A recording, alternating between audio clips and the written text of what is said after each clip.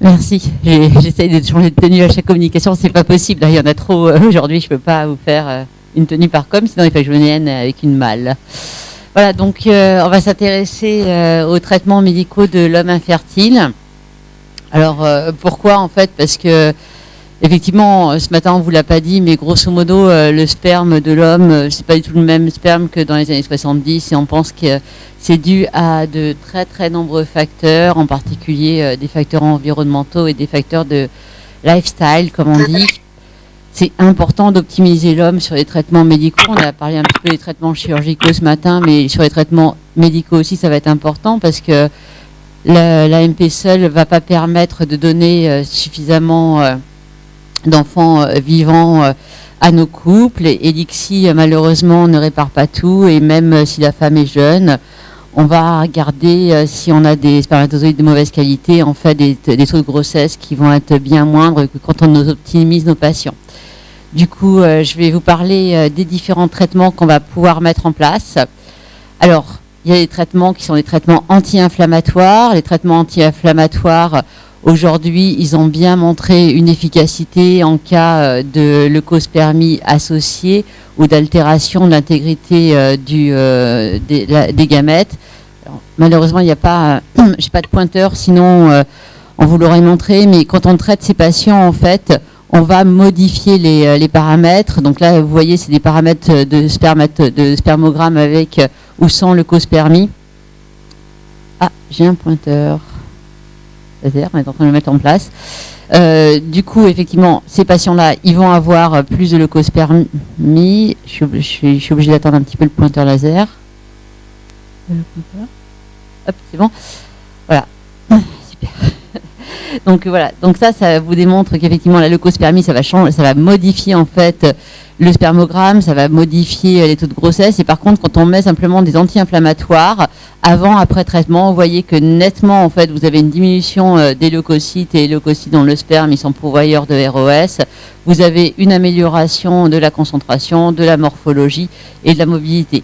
Alors oui, c'est intéressant. Et dans quel cas on va les mettre? En fait, on va les mettre quand on part sur ce qu'on appelle les maladies inflammatoires de la glande accessoire. Les maladies inflammatoires des glandes accessoires, c'est pas rare du tout. C'est à peu près 20 à 25% des patients qu'on voit tous les jours. Quand est-ce qu'on y pense? On y pense simplement en cas de prostatite chronique. Les prostatites chroniques, elles sont rarement accompagnées, heureusement, de symptômes urinaires. On va y penser aussi en cas de syndrome douloureux chronique ou d'inflammation au niveau de l'épididyme. Alors, comment est-ce qu'on en fait le diagnostic? Le diagnostic, il est, comme vous le savez, souvent clinique, à l'interrogatoire et l'examen clinique, et puis en cas aussi d'anomalie sur le spermogramme, d'hypo ou d'hyperspermie, sur les gros volumes, il faut savoir y penser. Quand on a des pH qui vont être augmentés, quand on a une viscosité qui va être augmentée, quand on a une nécrospermie, tout ça, ça va en fait nous amener à faire penser à une maladie inflammatoire de la glande accessoire. Qu'est-ce qu'on va trouver comme germes? C'est les germes usuels qui sont les mycoplasmes, les chlamydia, mais aussi des Escherichia coli. Ces germes-là, ils ont effectivement des impacts négatifs sur les spermatozoïdes. Alors tous des impacts qui sont différents. Aujourd'hui, il y en a un en particulier qui me tient à cœur, c'est l'HPV. L'HPV, c'est beaucoup moins rare qu'on ne le pense dans le spermogramme, et ça expliquerait une grande partie des asténospermies idiopathiques. Avec plaisir, je viendrai poursuivre l'explication de l'HPV et du sperme lors d'un autre congrès, mais aujourd'hui, c'est vraiment un virus qui est sûrement plus nocif au spermogramme que le Covid. Donc, il faut savoir aller le chercher. Le traitement, donc éventuellement, si vous avez un germe, vous allez traiter le germe avec une antibiothérapie qui va être adaptée et rajouter de l'anti-inflammatoire. L'autre traitement qu'on va associer, c'est de l'antioxydant. Alors, l'antioxydant, c'est quoi? Ce sont des compléments alimentaires. Le problème aujourd'hui, c'est que le complément alimentaire, en fait, vous avez un petit peu tout et n'importe quoi sur le marché. On a tout et n'importe quoi sur le marché parce que c'est pas un médicament. C'est pas un médicament, donc il n'y a pas les autorisations de mise en place comme on peut l'avoir usuellement. Les laboratoires qui les commercialisent ont juste à déclarer en fait des déclarations qui sont relatives de bienfait général et pas du traitement d'une pathologie en particulier. Il n'y a pas d'essai clinique qui soit requis aujourd'hui pour mettre en place un complément alimentaire. Donc on trouve vraiment un peu à boire et à manger.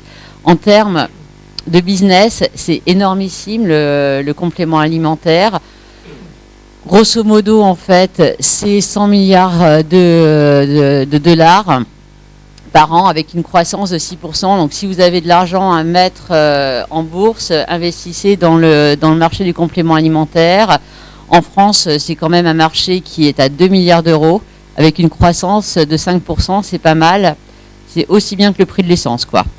C'est un objet de discorde parce que les patients, ils aiment le complément alimentaire. Les médecins, ils y connaissent, malheureusement, on n'y connaît pas grand-chose. Et on a du coup l'impression que oui, peut-être c'est efficace, mais bon, on a besoin de preuves. Tandis que les patients, eux, pensent que c'est efficace. Ils sont à peu près prêts à mettre 51 € dans le complément alimentaire. C'est 51 € en France où le patient ne paye rien en général, donc ce qui paraît énormissime. En France, quand on met 50 € dans un truc, ça intéresse à marcher. Alors, le complément alimentaire, ça va traiter quoi? Ça va traiter ce fameux stress oxydant. Je suis désolée, ce tableau-là est mal sorti. Le stress oxydant, c'est l'explication des spermogrammes dits fertiles qui ne fertilisent pas. C'est quoi le stress oxydant? On est tous en train de respirer dans cette salle, on utilise de l'oxygène. L'oxygène, on va avoir une partie qui va être libre en fait, et ces fameux ROS qui vont entraîner les cassures de l'ADN. Au demeurant en fait, le stress oxydant il est nécessaire à une certaine forme de maturation du sperme. On a besoin d'un certain niveau de peroxydation des lipides, mais dès qu'on va passer à un stress oxydant trop important, soit vis-à-vis de la personne, soit vis-à-vis de ses apports en antioxydants, on va avoir une dégradation de la qualité du sperme. Normalement, en fait, on a en nous-mêmes en fait des antioxydants qui sont la superoxydismutase, la catalase, le glutathion pour combattre. Et puis on a d'autres choses qu'on va pouvoir prendre dans l'alimentation, qui vont être les vitamines, la carnitine. Tout ça, ça va aider contre le stress oxydant. Au demeurant, il va falloir les utiliser correctement. Alors, sur les méta-analyses Cochrane, celle-ci, elle est très intéressante, cette étude-là. C'est une étude italienne, en fait, où ils ont pris l'ensemble des antioxydants qui étaient sur le marché. Ils ont ensuite calculé la dose qu'il devrait y avoir dans le complément alimentaire idéal pour avoir un effet. Donc, vous voyez, ils ont dosé pour le zinc, le sélénium, la B12, l'osylfolinique, l'arginine, j'en passe, et des meilleurs, en fait, avec la dose attendue. Et ensuite, ils ont évalué leurs compléments alimentaires. Ils ont 21 compléments alimentaires sur le marché actuellement en Italie, en fait. Grosso modo, on est arrivé à la conclusion qu'on avait simplement 2 qui présentaient des doses suffisantes.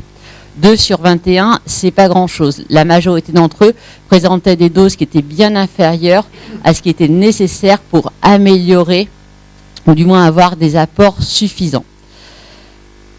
Une revue systématique, cette fois-ci américaine, dans Urology est sortie. En fait, c'est sur les compléments alimentaires les plus vendus aux États-Unis. On retrouve plus de 90 ingrédients dans ces compléments alimentaires. Grosso modo, la note moyenne est très mauvaise, de 1,6. Alors, je vous invite à vérifier ce qu'il y a dans les compléments alimentaires que vous prescrivez. Il faut vraiment s'attacher à faire attention à ce qu'il y a à l'intérieur. Alors, est-ce que ça marche? Il y a des méta-analyses. Les méta-analyses, ça vaut ce que ça vaut. Au demeurant, 61 études, plus de 6000 patients qui vont être inclus dans ces études. Et au total, effectivement, on s'aperçoit qu'il y a, avec le complément alimentaire, quand il est bien dosé, une amélioration des différents paramètres, que ce soit les naissances vivantes, on passe de 12 à 26%, les grossesses cliniques, on passe de 7 à 26%, la fragmentation, là, on le met nettement en évidence avec un bon complément alimentaire, on a une amélioration de la fragmentation. Sur la mobilité, ça fonctionne, sur les contraceptions, ça fonctionne, mais tous ne fonctionnent pas de la même manière. On sait très bien que quand on veut augmenter la mobilité, il faut donner des grosses doses de carnitine et de zinc. Quand on veut améliorer la concentration, on va passer plutôt sur les PUFA, qui sont les bons oméga 3 et du zinc. Donc vraiment, dans vos compléments, là aussi, et regardez ce que vous mettez à l'intérieur. Si vous regardez ce qu'il y a à l'intérieur, parce que on se dit, bon, ils sont pas assez dosés, donc on va leur donner 2-3 sachets de compléments alimentaires, parce que si on n'a pas assez, autant augmenter la dose. Bah oui, mais non. en fait, parce qu'il y a des effets secondaires alternes. En fait, quand on donne trop d'huile de poisson, en fait, on a des patients qui vont avoir une exacerbation de l'anticoagulation et ça va favoriser les saignements, en particulier chez les patients qui vont prendre des anticoagulants. La vitamine B6, en fait, ça peut entraîner des polyneuropathies. La vitamine E, ça augmente le risque de cancer ORL. Ça augmente le risque de récidive d'un cancer. La vitamine A, idem, en particulier sur le cancer du poumon. Il y a un juste équilibre à avoir aussi, c'est le paradoxe de l'antioxydant. Au-delà d'un certain dosage d'antioxydants, là on pense particulièrement au sélénium, on va altérer la qualité du sperme en diminuant la mobilité et en augmentant le risque de fausse couche chez la femme. Donc vraiment extrêmement attention aux compléments alimentaires. Quand on dit complément alimentaire, on dit complément, c'est-à-dire que ça ne sert à rien de prendre un complément alimentaire si on ne mange pas correctement. Moi, je prends souvent l'image pour des femmes d'utiliser de la crème contre la cellulite, qui, soit dit en passant, ça ne fonctionne pas. Mais si à côté, elles mangent que des McDo, elles ne font pas de sport, ça ne va pas fonctionner. On peut se tartiner de ce qu'on veut, ça ne fonctionnera pas. Qu'est-ce qu'il en est, du coup, en fait, de la bonne nutrition ? C'est difficile à dire parce qu'il faut des études en fait qui suivent les patients et qui vérifient ce qu'ils mangent. Alors aujourd'hui, on le sait, en fait, il y a des revues systématiques qui vont prendre plus de 35 articles bien faits avec des populations 4 et moins fertiles, ce qui est extrêmement mauvais. On s'en doute en fait, c'est trop de produits gras, sucrés, salés, trop de café, trop d'alcool et trop de viande. C'est une étude américaine, ce sont des gros mangeurs de viande. La viande, quand on va dépasser tous les jours de la viande, c'est pas bon du tout. A contrario d'avoir un régime méditerranéen, ça va améliorer les paramètres spermatiques. Quand on s'intéresse aux paramètres de fécondabilité, là aussi, ce qui ressort, c'est trop de viande, trop de caféine. Donc attention en fait, et en particulier sur la caféine, attention, c'est une étude américaine au café très très long, ça va détériorer la qualité de la fécondabilité des hommes. Donc on arrête le café long à l'americano, on va plutôt prendre un petit café serré à l'italienne, qui est ristretto, qui va être bon en caféine et moins de caféine. Ça va booster vos spermatozoïdes, messieurs.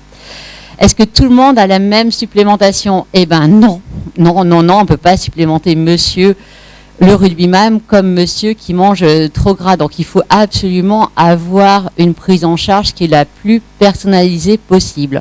Quand on prend l'exemple de MTHFR, vous savez, en fait, c'est cette enzyme qui a pour permettre de retransformer l'homocystéine en méthionine, la méthionine qui est le donneur de méthyle et qui permet donc d'avoir l'ultrastructure importante de l'ADN. Aujourd'hui, on s'aperçoit qu'on a à peu près 20% des hommes qui consultent en infertilité et qui ont un polymorphisme sur ce gène de MTHFR. Du coup, quand on a ce polymorphisme génétique MTHFR, il faut qu'on apporte en fait de la vitamine B, donc des folates, dans sa forme activée. Donc là aussi, attention à vos patients, si on a un variant MTHFR, on va plutôt lui donner en fait une polyvitamine qui va contenir la vitamine B dans sa forme activée. Et le polymorphisme, il est très fréquent. Hein. Là, vous voyez sur les quelques gènes de l'antioxydation, le glutathion, les catalases, il y a aujourd'hui énormément de polymorphisme. Il y a une étude française intéressante qui a été mise en œuvre il y a 2 ans avec des patients qui ont été suivis, un complément alimentaire assez intéressant et surtout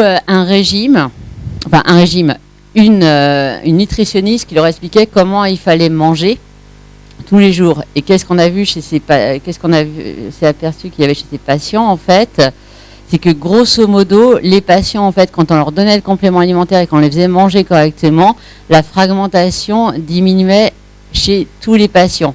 Alors il y a vous voyez, il y a 2 patients qui n'ont pas drastiquement diminué leur fragmentation. Je vais m'entendre. Ah oui. Ah, il faut pas m'enregistrer, hein. Merci. Donc ces 2 patients, en fait, c'est des patients qui avaient passé un séjour en réa pour d'autres choses. Donc, ok, d'accord. Mais c'est très agréable en fait. Voilà. Du coup, voilà, les patients, vous les améliorez sur leur fragmentation. Et puis, l'autre chose intéressante, c'est que ces patients, ils ont été améliorés sur leur indice de masse corporelle avec une perte de masse, de masse grasse et par un gain de masse maigre. Donc, on fait du muscle et on perd du gras. Ça diminue l'insulinorésistance. C'est extrêmement important de leur apprendre à manger correctement aujourd'hui. En cas d'oligo-asténospermie ou d'azoospermie, est-ce qu'il y a d'autres traitements que le complément alimentaire à mettre en œuvre? Et oui, alors on en parlait hier soir, il y a le cas rare en fait de l'hypogonadique hypogonadotrope. Ça, c'est les patients qui ont effectivement typiquement un canal de Morsier, donc une anosmie qui va être associée. C'est des patients chez qui en fait le traitement par association là de gonal F et d'ovitrel en fait vont être améliorés sur 24 semaines. De temps en temps, ça prend beaucoup plus que les 24 semaines. Il faut les mettre pendant 2 ans. Au demeurant, c'est des patients qui vont retrouver un spermocytogramme, en fait, qui va être strictement normal et pour lequel on va avoir des naissances vivantes spontanées, à condition, bien sûr, que la réserve de madame soit bien. Ça n'empêche pas de les prendre en charge en AMP. Au demeurant, ces patients chez qui vous allez induire une spermatogénèse. Donc là, le traitement, en fait, il est recommandé, il est validé par l'ensemble des sociétés savantes en cas d'hypo. On sait ce qu'on doit faire. Alors, il y a tous les autres cas, en fait. Il y a tous les autres cas d'oligo sévère ou d'azo non obstructive. Est-ce qu'il y a un intérêt à mettre en place des traitements qui vont stimuler la spermatogénèse, soit pour retrouver plus de spermatozoïdes, soit pour trouver des spermatozoïdes dans l'éjaculat en façon spontanée et éviter la thésée, ou avoir plus de thésée positive? Oui, il y a des traitements. Pour l'instant, on va parler de traitements qui sont hors recommandation.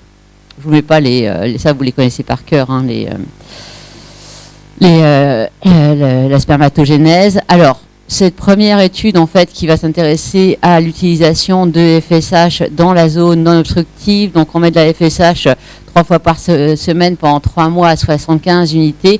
On leur fait des thésées à ces patients et en fait, on va s'apercevoir que quelle que soit l'étiologie anatopathologique, on va augmenter notre taux de thésée positif. Donc oui, sûrement chez ces patients, il y avait un intérêt à mettre en place un traitement par FSH avant la biopsie. Qu'en est-il pour d'autres patients? Est-ce qu'il y a d'autres protocoles que l'on peut mettre en place? Là, en fait, c'est un protocole où on va associer de l'HCG plus ou moins de la FSH. Et là aussi, on va trouver plus de biopsies positives dans le groupe traitement que dans le groupe sans traitement. Au demeurant, ce sont les traitements qui sont hors AMM, qui sont non à mettre en place, qui nécessitent au moins 3 mois de prise par les patients. Bon, au demeurant, chez des patients chez qui on a beaucoup plus de biopsies positives, ce sont des petites séries, je vous l'accorde. Après, sans les traitements, les patients sont ravis de les avoir. Une fois qu'ils ont appris à se piquer, ils se sentent vachement bien, ils prennent en masse musculaire. C'est des traitements que prennent en général les culturistes, ils aiment. Hein. Il n'y a pas de souci. En cas d'OATS, est-ce qu'on va aussi avoir un intérêt à mettre en place ce genre de traitement? Eh bien, oui, en fait.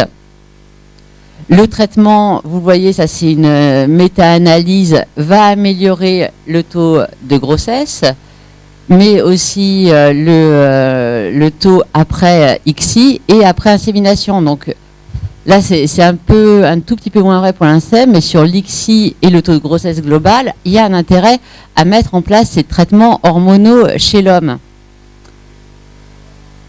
Alors par contre, c'est pas toujours facile à mettre en place en fait, parce qu'il faut les monitorer. Hein. Donc on se retrouve un petit peu comme le gynécologue à essayer de monitorer nos patients sur la FSH, sur la testo, etc. On n'a pas toujours l'habitude de faire ça, donc il faut déjà en fait les checker avant sur la FSH, la testo. On pose le diagnostic d'azo non obstructif, vous voyez, et puis on va mettre en place un traitement au début par chlomide, alors un petit traitement qu'on met doucement.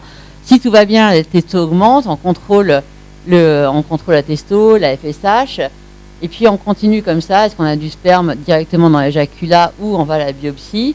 Si la testo reste stable et que la FSH augmente, on va rajouter de l'HCG. Si la testo et la FSH restent stables, on arrête le clomide, ça sert strictement à rien, et on fait un traitement, comme on l'a vu pour l'hypo-hypo, avec de la HCG et de la FSH.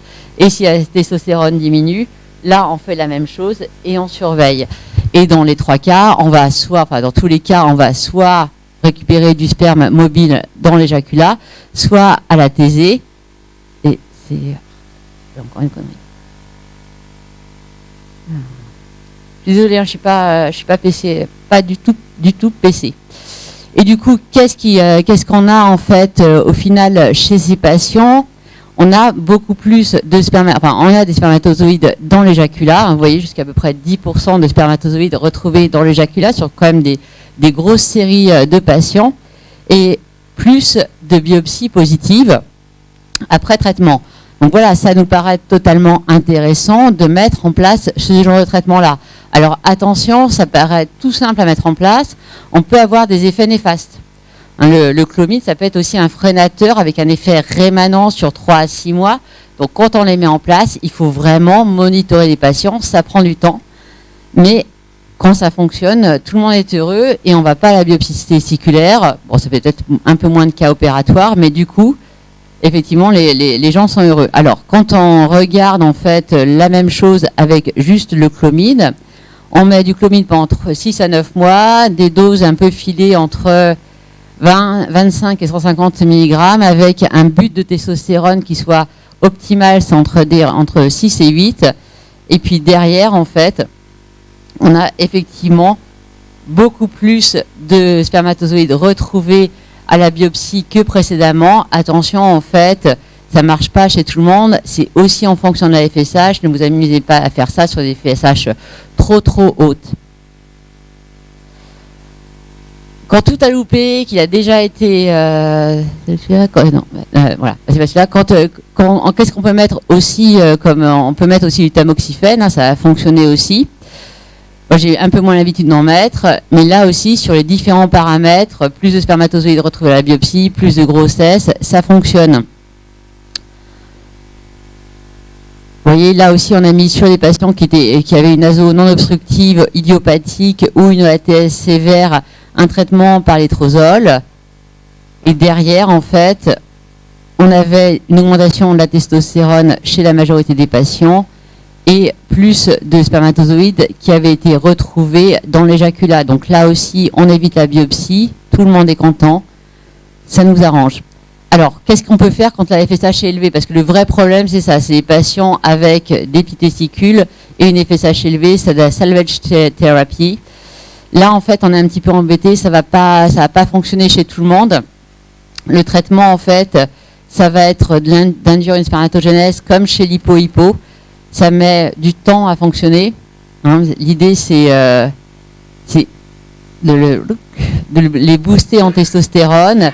Et après, en fait, on voit que sur nos tubes, une fois qu'on les a boostés, on va retrouver des tubes qui sont plus épais et sur lesquels il y a une spermatogénèse. Attention, là aussi, ça ne fonctionne pas dans tous les cas. C'est un traitement qui est cher, qui aurait même... Et pour le coup, lequel les patients, par contre, vont se sentir extrêmement bien. Alors, c'est des traitements sur lesquels on a l'impression qu'avant ça, il faudrait les bloquer. Il faudrait les bloquer un petit peu comme les gynécologues aujourd'hui bloquent les femmes avant d'induire une stimulation ovocytaire. On a l'impression qu'il faudrait bloquer les patients avec un agoniste et ensuite leur mettre des traitements. C'est pas hyper évident de mettre en place ce genre de traitement-là en dehors d'AMM avec des effets secondaires qui sont tout de même relativement notables. Au demeurant, et c'est ce que je vais vous redire après, en fait, tout ça c'est bien beau, mais il faut commencer par les choses simples pour optimiser les gens, c'est-à-dire on normalise le BMI, on arrête la clope, on va mieux manger, on fait du sport, on fait moins de télé, et on fait vraiment hyper attention aux compléments alimentaires que l'on met en place. Moi, tous les jours, je me bats avec des patients qui vont... parce qu'ils pensent que c'est pour leur bien, parce qu'ils voient ça sur Internet, à la télé, etc. Il y a des stars d'Instagram qui disent « Ah non, mais ça marche super bien et tout, tu devrais prendre ça. » C'est pas toujours vrai, c'est rarement vrai. Donc attention, en fait, il faut vraiment leur expliquer qu'ils veulent bien faire. D'ailleurs, ils mettent de l'argent dedans. ça marche pas à chaque fois, donc autant en fait écouter l'avis des médecins qui s'y connaissent un petit peu en complément alimentaire. Je vous remercie beaucoup et j'attends vos questions.